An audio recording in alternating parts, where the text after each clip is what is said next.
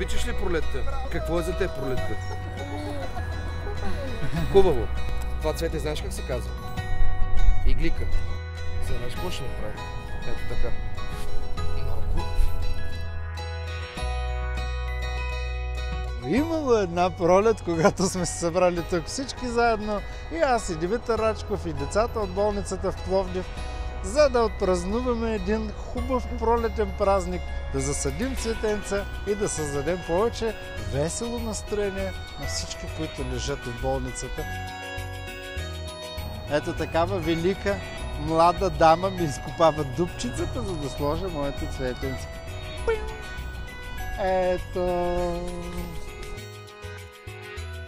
За тези 2 години достигнахме до над 7000 деца в 14-те болници, където се провеждат приказки без край.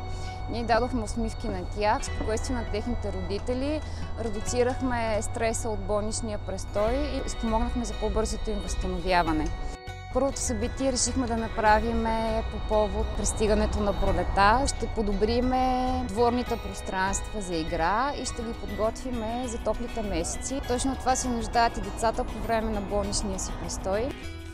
Ей, бъдете здрави! Усмивка към камерата. Намигване. Честита първа пролет!